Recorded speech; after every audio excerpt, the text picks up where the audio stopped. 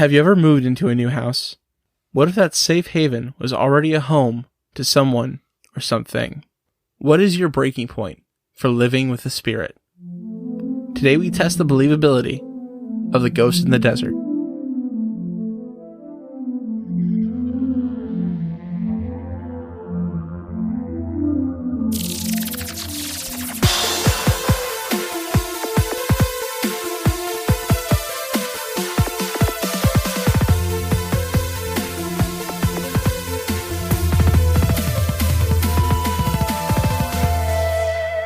Welcome to Believing the Bizarre, Where we dive into the unknown and the unusual and tell you whether or not we find it believable. That's right. Today, we have another listener submission. Yes, we got to get them in, got to get them out.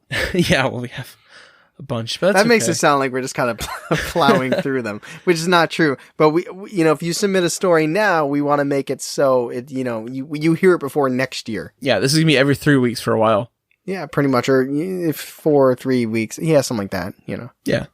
So our story is sent in from Sarai, which is a person. It's a great name. It's actually a very nice name, yeah. Sarai. So it's a listener story. There's not a whole lot of preamble to this. Are you ready to get into the story? Yeah, let's do it. Yeah. Let's just go into it. So it takes place in Phoenix, Arizona. Is there a forest? No. There's no forest in this Phoenix? No, just sand. Okay. You've been to Arizona? A couple times. I've been to Sedona and Scottsdale and other fancy, rich places. I've been to Yuma, Arizona. Yuma, Arizona. I don't know what that is. It is the corner of the United States. I had family that lived there. The corner of the United States, isn't that Oregon or That's the top corner. Yuma's in the bottom corner. Isn't that California? It's right under California. Okay. It's holding up California. It's yes. got it's holding it up. Yuma is insanely hot. I said, I had family there. My cousins took me outside and they cracked an egg on the ground. Yeah. I saw that mother fry. Really? Yeah. Maybe that's where that originated from. It's hot. Was it the dry heat though? Or was it humid? It wasn't humid. I guess it was dry. That's what they said. It mattered. You walked outside and they're like, "Man, did you just go swimming?" I just went to get the mail. Yeah, it's a dry heat. Well, it's wet for me. I'm soggy, Mom. Yeah, it was gross. But it's hot. I don't particularly enjoy the desert. Do you? I like heat. I do. I'm a little bit of a freeze baby. But we got those seasons here in Ohio. Yeah, I can't give those up. Love them seasons. I just want to say, this is on the day we're recording. Baker Mayfield, our quarterback, saw a UFO. I had to put that everywhere. That was the first thing I saw when I woke up today. Woke up, went on Twitter, because what else am I going to do? And I saw that he saw a UFO. I was like, oh, it's a good day. Probably wasn't a UFO based on his description, but I'm very happy for him. And his wife. He should listen to the podcast. In 2017, I was just trying to think how old I was. It would have been 4 years ago. But 3 years you're 27. 20. Oh yeah, 27. I knew that. Sarai moved into a new home with her mother and younger sister. The home they move into, it has a very strange, it's weird. There's this company, right? They build 4 or 5 homes. Mm-hmm. And for some reason, these homes, they abandoned them. So they built the house. They built 4 or 5, yeah. They paid the construction workers. Mm-hmm. And they're like, we're good. They don't sell them. They abandon these houses. That's a terrible business model. It's a really bbad one. Yeah, I think maybe they went bankrupt. They're like, I don't know where we went wrong. They're so sturdy. Just make the houses. And then just, I don't know, leave. They should have at least squatted in them. I actually have a theory to why they left. Okay. But that's later. But in 2017, another company buys these houses, which I assume for cheaper because they've been abandoned for 15 years. So wait, they were built in the early 2000s. I got you. And that's not that old for a house. My new house was built in 48. Dude, this house was built in the 20s. This is an old house. Yeah. So the houses built in the 2000s, those are relatively new. Oh yeah. Yeah. I mean, my parents' house is very new and it was built in the 90s. 2000s house. Super new. Yeah. So these houses were, like I said, abandoned. Probably very energy efficient, I imagine. Probably in 2000s. So another company comes in and buys these houses for cheap, and they sell them. So they follow through. Yeah. They're like, this is what you're supposed to do. Yeah, the other company's like, I should have took notes. How were we supposed to know? So Sarai's mom, seeing this deal on the table, she goes and she pulls a trigger on one of these new houses. It's like 4 bedrooms, huge windows, big kitchen, island in the kitchen. It's very haunted. 2 bathrooms, 2.5 bathrooms. The realtor like slid that in really quickly. Yeah. What she didn't know is when she bought the house is that perhaps she got another guest. Yeah. Who ain't paying rent. Yeah. I will say, based on the premise, and I know we haven't really even got to the story yet, but typically a haunted house would have somebody that died in it. Yeah. So I'm very interested. Can I do a little Sure, aside yeah, go really ahead. quick? For those of you that submit your stories to us, if we don't get back to you immediately talking about your story, it's because we acknowledge that you sent it to us, and then we kind of just let it be because we don't know who's going to present it. Like when you send it to us, I don't know if Charlie's going to do it. Charlie doesn't know if I'm going to do it. So like, I don't know this story. Like Charlie knows what happens. I do not. I'm playing the role of you, the audience. So that's why we kind of stay hands off. Yeah, we lock it away in our like little listener vault with a key because we don't forget about it. But yeah, we do lock it away. So yeah. I am just like you. I have no idea what's going to happen. Yeah, but I assume there's some based on the title. Yeah, it's the ghost in the desert. It's Sarai. You and I are the only 2 people that don't know what the episode is when we start because everybody else has the title of the podcast on their phones. You and I, like when I say, today we test the believability of ... whatever it is, or me, we're the only ones that don't know. It's kind of interesting, right? Yeah, I guess so. So Sarai and her family have been having these like little incidents with this spirit. And she calls it the little girl. This is the same year, right? Like this isn't like then and then now. Like they bought it 17 happening now. This is all like we bought the house. Oh shit. In 2017 they bought the house and they've been getting incidents until the present. So recently. Okay. So but it's been happening the whole time. Yeah. Yeah. Okay. Fairly consistently. Does Zach Baggins know about this? I don't know. He might make a documentary about it. The first notable incident that happened, it was the thing that told them there was something strange, something going on in the house. Something told them? Or are you saying this incident is what? This incident is what made them realize something was going on. Hey. Well, it's kind of like that. I'm not going to lie. Okay. You got good for the ghost. Announce yourself. Make yourself present. So the first thing that was strange, it happened pretty soon after they moved in. Both sisters were upstairs and they were in separate rooms. The mother, she was downstairs doing some unpacking, but the girls were upstairs. And while both girls were minding their own business, they heard this loud, what seemed like a young girl say, "Hello?" And it was very loud. The whole house heard it. So Sarai, noticing that someone said hello, maybe kind of like her sister, she goes into her sister's room. And it was pretty close. It was only about 10 feet away. So Sarai goes into her sister's room and they look at each other. And at the same time, they go, "What do you want?" And the girls shared a moment of shocked silence. They're like, wait a minute. That's not what my sister sounds like. I've lived with you my whole life, but I can't tell your voice apart from a ghost. So they said not quite in unison. You heard that too? And then they both ran downstairs to their mom. She looked at them and said, Did you guys need something?" And your mom doesn't know what their voice sounds like either. Okay, this is great. They all have AirPods in, noise cancellation on. Oh my god. Yeah, it's a younger girl. I don't know. It's just hello. Like, I don't know if I could pick out. No, I'm totally just teasing. I mean, I have Norm to talk. I used to call my dad at work and be like, "Is Joe there?" And he'd be like, "Yeah, this is your dad." Like, "Oh yeah, hey." Well, like I was gonna say, I don't know if I could pick out my wife's voice just from one word. No, I'm just teasing. But I do want to say, I give them all credit for being curious. Because, like, if somebody comes to my door at my house, my instinct is to, like... Hide. Yeah, make sure I'm not by a window, make no noise, and hope that they go away shortly. Yeah, I know exactly what you mean. I don't want to be anywhere near... Like, my doorbell was ringing the other day, and, like, it wouldn't stop. I was like, I have to go address this. You should just put a note up on your door and be like, "Don't ring the bell, text this number, and state your business." That's actually not a bad idea. Not bad. But then you're giving your number out to everybody. I don't care. Everyone has it anyway. Burner phone. Yes, Get on like Kevin Durant. So after this incident, they realized they were not alone, potentially. There was just a kid trapped in the closet. Like, I've been here since they built this thing. Oh no, she's a girl now. The second incident took place several months later. And if you ask me, this shows a clear sign of escalation, progression. You know what I'm talking about? Yeah, like things are ramping up. Yeah, I don't know how many other ways we could put that. Well, It's getting intense. Yeah, things start to escalate from here. They're turning up the heat. So the sisters were hanging out in the same room. Which room? I think Sarai's room. Because they were in separate rooms originally, right? Yeah, they were. I think so. They're in one room. They're hanging out together. They're in one room. Sister stuff. Yeah, and they're hanging out like how I assume all Gen Z are hanging out in a dark room on their phone. A phone on each hand. This is my TikTok phone. This is my Instagram Reels phone. We got my YouTube Short phone over there. Forgot all these phones. So later at night, and technically they're in the same room, but both are on their phones.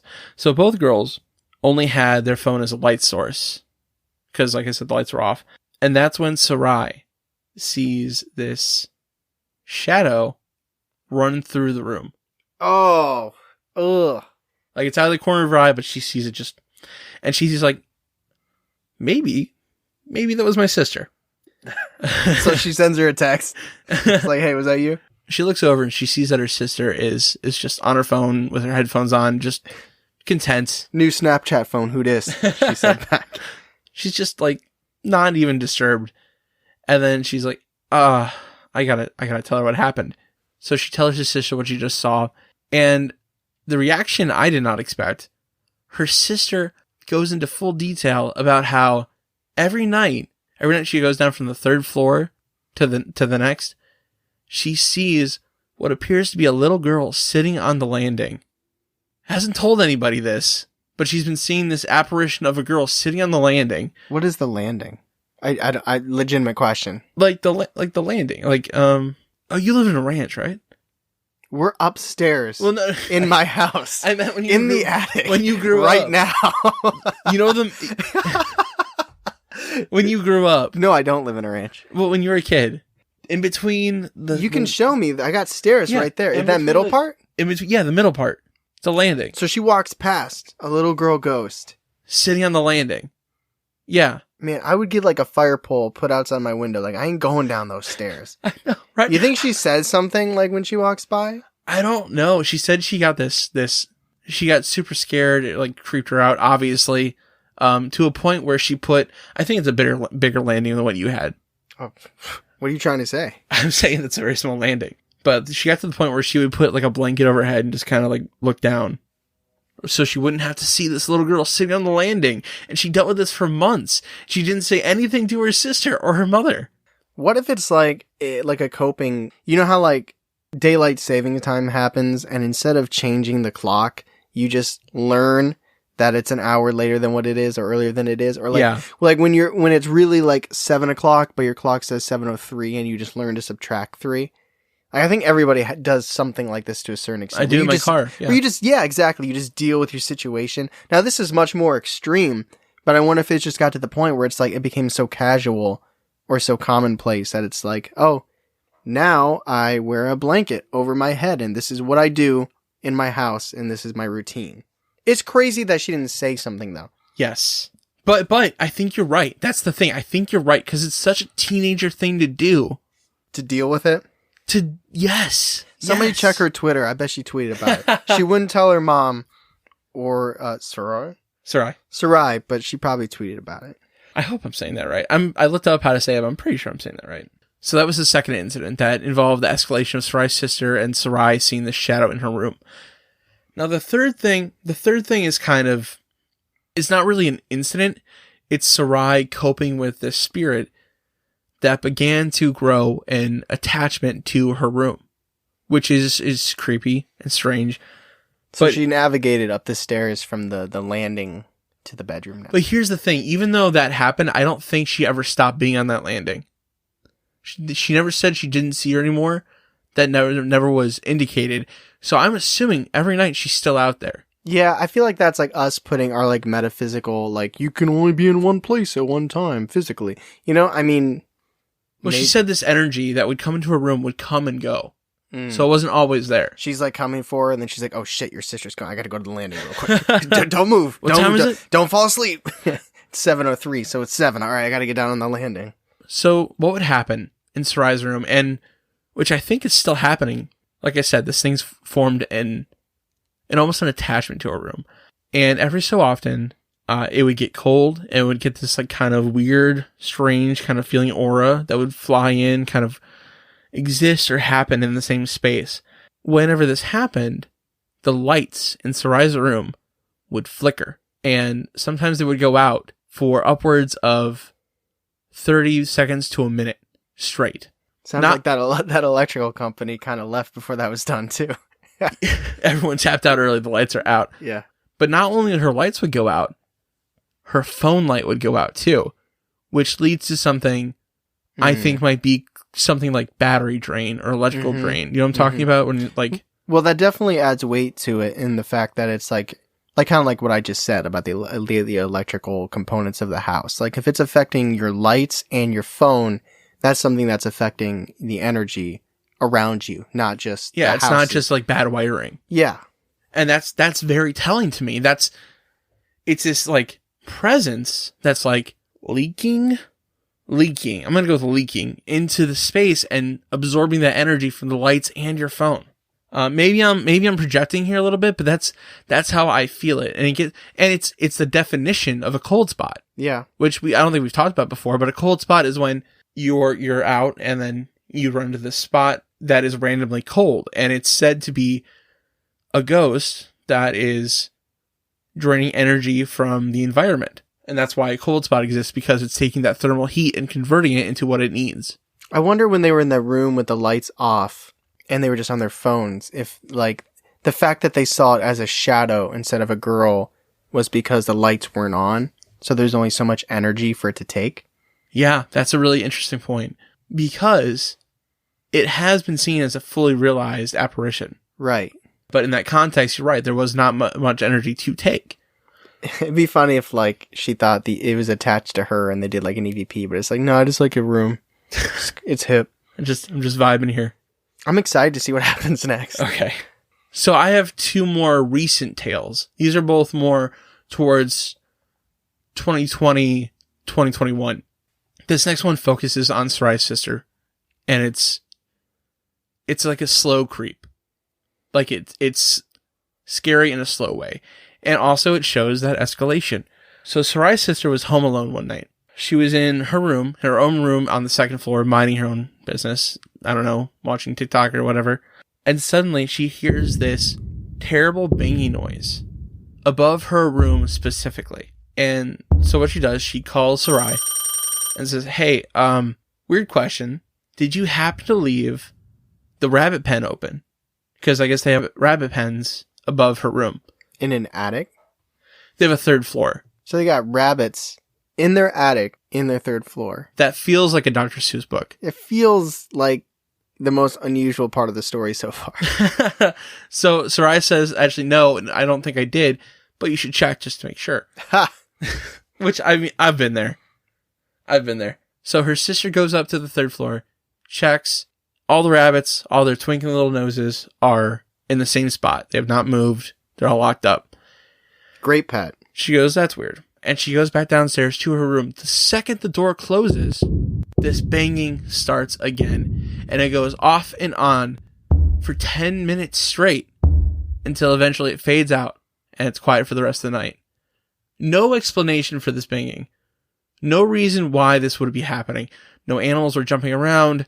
No one else was home. She was by herself. Her mom wasn't there. She could not find a reason to why this would be happening. And me thinking, I'm like, I don't know why this would be happening. That doesn't make any sense to me. There's also the plumbing. So the electrical's bad. They didn't sell the house and the plumbing's off. Now, okay, so here's my question. Me sitting here thinking about paranormal stuff and this story is like, I would have got my phone out and did the voice recording and I would have tried to capture it. I don't know if me in the moment, if I would have thought to do that, but I think it's not like this is a one-off instance. I wonder if any time during these last 4 years, if they thought about trying to capture something, whether it be a picture or a sound or do an EVP. They didn't tell me if they actively tried to seek it out. Yeah, They've just kind of accepted living with this. So the last story I have, this is a new event, like the new email I got from Sarai like yesterday. Okay. So in this new event, Sarai is out. She's walking through her house. She doesn't turn on the lights. She's using her phone flashlight again, and she goes back into her room. It's kind of late. She's got her phone out, and her light bulb is not working. Like, I'm pretty sure it went out, and she didn't tell me that. It's went out. Her light bulbs went out. She walks into her room with the flashlight on, and it flickers and goes out as soon as she goes in. Her phone flashlight. Yeah. So what does she do? She FaceTimes her sister and refuses to get off the phone with her sister until her phone flashlight at least comes back on, which is brave to me even. Like, I would leave the room, probably. So it doesn't... The flashlight on the phone's not working, but it has enough power to FaceTime. Yeah, it's like not killing the battery, but it's taking the light. That had to be... Like, that FaceTime for her sister had to be just pitch black. Yeah. Right? Like... That would be a creepy scenario even for her sister to get that phone call. And or imagine seeing just like a shadow pass behind her sister. Yeah, like you're the sister's the one that sees something behind Sarai. Like, oh. Yeah, could you imagine that? That's terrifying. But she refused. Never call me. If you ever FaceTime me when you're being haunted, I'm hanging up and never calling you back. You text me. Okay, deal. But could you imagine? That's so scary. So she refused to get off FaceTime until her light on her phone at least came back. And it did, but not for several minutes. It took minutes this time. I think that shows some kind of maybe power increase. I'm not sure. Maybe I'm speculating. But yeah, that's the latest incident from Sarai. Wow. You just found out that you can tap the back of your phone. I did. If you double tap the back of your phone, you can make something happen on your phone, which is crazy. I never knew there was a button. Yeah, unless you have a case like me, and it's magnetic. Yeah. Then you'll never get to touch it. So this is not events. This is just some information I wanted to add. Okay. Are you making it up or? No. Okay. All right. So it's interesting to note that Sarai and her sister, who was able to see the entity more clearly, described the girl as looking to be dressed from the 1900s nightgown, and she was about 8 years old with longish dark hair. Their mother never actually saw the entity, only shadow form of the entity. Which is interesting to me because I think that shows different levels of sensitivity in the family. Yeah. It could also be something with energy as well because Sarai did see her in shadow form.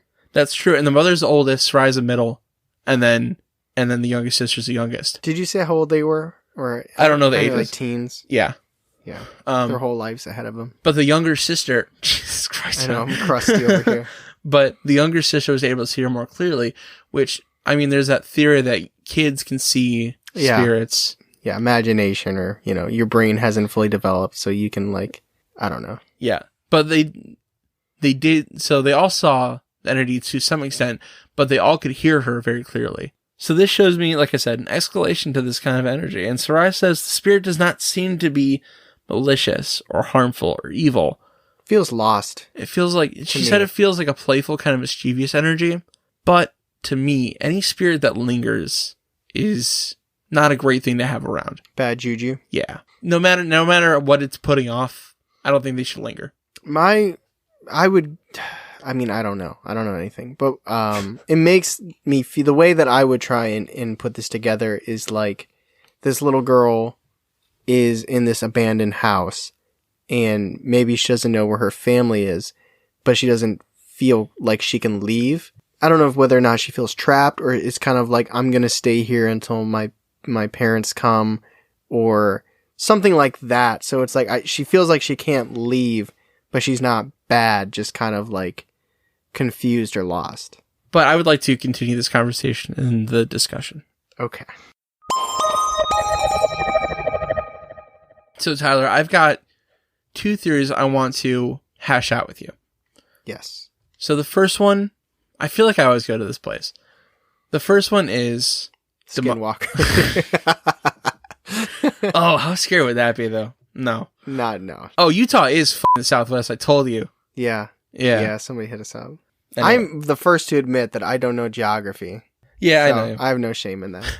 All right. So the first one, I feel like I always go to this place, is that it might be demonic. Now, I know she says she doesn't feel any kind of malicious intent from this. Yeah.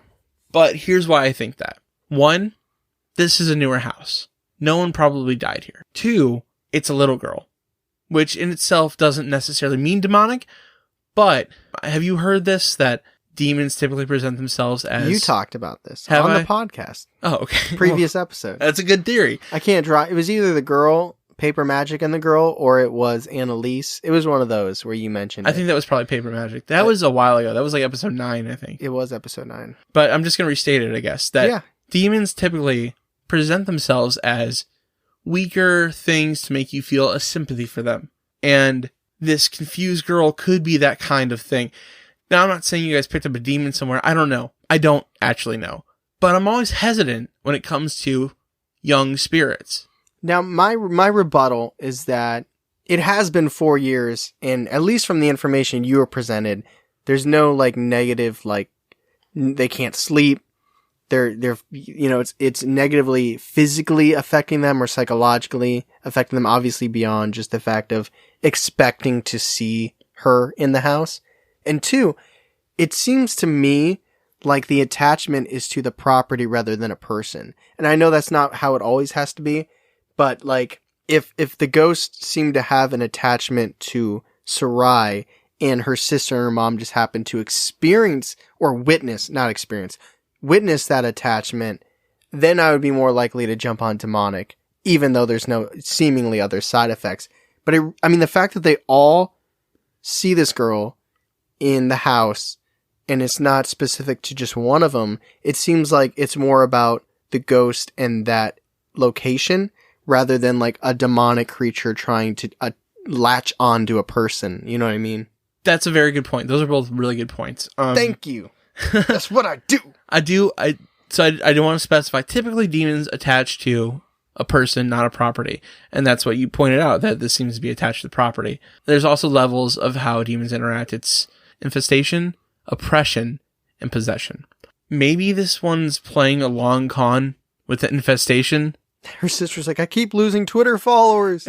What's happening? And it does, yeah. Those are really good points, though, to why it maybe not be demonic. I hope it's not, because that's never good. Yeah, absolutely. It doesn't feel that way, but then again, we're going off of what was written. We don't know it firsthand. Yeah. Like I said, I'm just skeptical of anything presenting as a little girl. Even if it is a little girl, I'm still like, it's not right. So my other theory, right? I have said I have 2. My other theory is, I think these houses, kind of like poltergeist situation, I think these houses were built on maybe not a Native American burial ground, but maybe like a pioneer burial ground. Maybe they found a couple bodies. They didn't tell anybody. They ended up abandoning the situation because their luck went really bad. Because of that, they didn't tell anybody. And then they just lost the houses. And years later, when someone actually buys these houses, there's these spirits that have been disturbed or lost, like you said, and they're now stuck in these new modern houses. Like, that doesn't make sense to them either.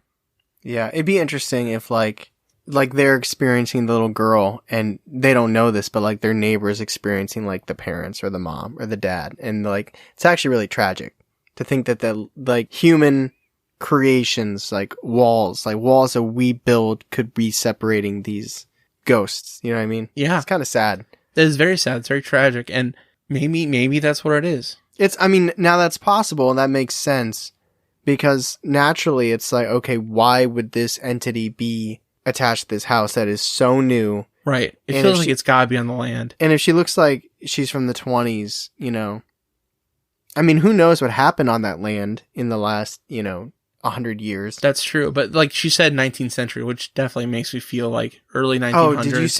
Oh, she said 19th century. 19th century, which feels definitely like, there were settlers out in Arizona. I don't know why they were there, but they were there. So that's the 1800s. Yes. I was like, oh God, I'm talking about the 20s. 1820s maybe. Yeah, I don't know. It's something we'll never know. We'll never be able to say this is why that ghost is trapped there. Right. But also, why is it presenting in a nightgown? That's very unusual to me as well, is that she's presenting in this nightgown. It could be how she died. That could be too. It is the very traditional girl, long hair, nightgown, grudge. Dark hair. Yeah. Yeah. But those are my 2 theories. Those are what I'm thinking. Why? I hope it's B rather than A, because I don't wish that on anybody. Yeah. I would say the only thing that I feel confident is in assuming is that it seems to have more of an attachment to the place. Yes. Than one of the people, which is probably good. I couldn't imagine, like, if you live in a haunted house, I can imagine getting used to, like, drawers opening or, like, hearing a noise upstairs. Like that, I could kind of see tuning out. But her sister walking downstairs and seeing a full apparition That's every insane, time, right? every time, like, no midnight snacks. Nothing. Like, no way. I'm done. I would get a bottle and I'd pee in my room. I would never leave my room after night. I would take a picture. After so many... Well, unless you're, like, so afraid. I don't know. She said it's scary. She said it was scary.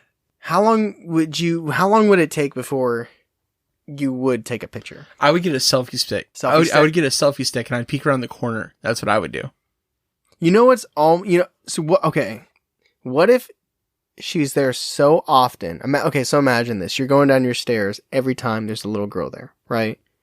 But there's also something about, it's like the fear of the unknown. Like, you know she's there. There's something a little, like if you go, let's say you know, for a week straight, you walk down your stairs and there's a ghost on the landing. On that 8th day, if you walk down the stairs and she's not there, there's something really creepy about that as well. There is, yeah. It's like, and this is how I will relate to myself. If I'm in a room with a spider, I'm an arachnophobe. If I'm in a room with a spider and I see the spider and I can keep my eyes locked on that spider, it's scary and I don't like it and I can't not focus on it, but I'm like, okay, it's over there. I'm over here. But when I turn my head and I look back and that spider is gone, it just got 10 times worse.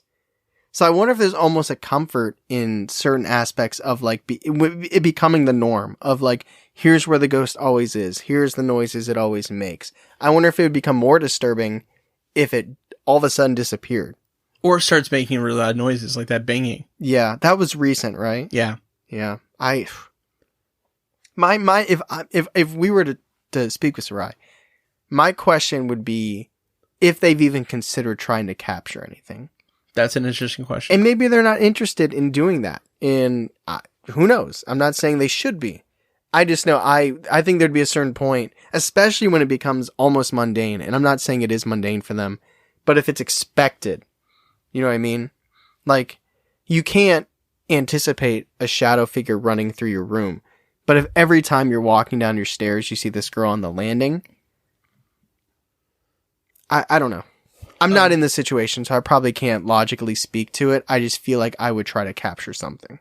I guess let's go to the scale. Where do you find this? I find it believable. I do. There's multiple witnesses. There's 3. The mother and both sisters all claim it from the voice. I'm not saying, well, and nothing seems so far-fetched. I was about to say, I don't know if I believe every aspect of it, but nothing is that ridiculously far-fetched beyond somebody just experiencing a ghost in their house. The most unbelievable thing maybe is the sister not mentioning ever. I agree, and that's actually why I want to go with the viable. Which I'm although not saying you did say that it felt like traditional, typical teenage behavior. It does too, though. Like, it does. It feels like a traditional kind of cover up, but to me, I think it's viable. I could see it. Now I'm talking myself into believable. It's a traditional ghost haunting. It's not like anything outside the realm of what you would anticipate in a ghost story happened. You know what I mean? It's not like if last episode we're willing to say we can believe that somebody with witchcraft can turn into an owl, and we both believe in ghosts. What they're experiencing doesn't seem outside the realm of what we would believe. It doesn't. Yeah. Oh, yeah. All right. Energy, and we were even breaking it down step by step along the way of how we could make it fit what we already know about ghosts. Yeah, I feel like, okay, I thought I was coming in viable, but I feel like I talked myself and you helped me to come into believable. I believe it. Yeah. It's good to not, you don't want to be predetermined. I know you read the story first, but I would just want to know why they haven't tried, unless they did and we just don't know about it, try to capture something. That maybe they don't need to. When something is clear as day, who are you capturing it for? Yeah, at that point, Who are you going to show? sensationalizing Your it, sister? right? She's like, yeah, I see her every night. I don't want to, what do you want, my phone wallpaper background? So if you're not trying to prove, it makes it extra believable. I feel like people that take pictures are trying to prove something. If it is so obvious to them that they are being haunted, why even take a picture? That stamps the believable for me. Because I would be trying to prove to people, look, my house is haunted. They don't even care. But if it's a guarantee, yeah, you know what I mean? Like, I don't like, yeah. So I'm firmly grasping. I'm grasping that believable. So thank you for listening to this episode, The Ghost in the Desert. Thank you, Sarai, for submitting. Would love to hear back from you. Would love to know if you've got any like photos or anything or anything along those lines. I'll probably send her an email. That would be really good for the graphic. Yes, sir. But anyway, thank you so much. I hope you enjoyed this episode. It was a lot of fun to produce, to write up, and to go Make through. It sound like you fabricated. I know, right? No. What I do, I'm not going to go into the details. I'm not going to pull the curtain back. So what I'm really trying to say here is I enjoyed the episode, and I hope you did too. If you want your story on Believing the Bizarre, hit up our website, www.believingthebizarre.com, and head to submit your experience. Please, as much detail as possible. And just like this, your story could be on the podcast. Yeah, and what we'll do is we'll take it and rip it apart. Put it in our little vault, take the key, date it, and then throw it away. Yep. And that's it. And then we'll pick it up sometime. Yeah, sometime. We won't read it. No. Because we don't know who's going to present it. And there's a lot of fun. It is so fun to not know ahead of time. Yeah, that's the best part for me. It's good. Here's why it's important. I think it's good to have one of us be the audience, because my goal is that whoever is being the audience will ask the questions that hopefully you guys would be asking. If we were both experts on the topic at hand or the story, we would probably gloss over things that are genuine questions that you guys might have. So we're kind of playing that role. No stone unturned. But if you're enjoying the episode, please leave a review on Apple and a 5-star, and it does stuff for us and it makes us more desirable. And we'll shout you out on Instagram. Absolutely. Those are my favorites, actually. Are they? Yeah, I love them. I love seeing those. They make my day. They do. They make our days. If you want to make my day and Charlie's day, hit us up with a 5-star review. But again, as always, thank you so much for listening. I'm Tyler. I'm Charlie. And catch us next week on Believing the Bizarre, a podcast as bizarre as you are.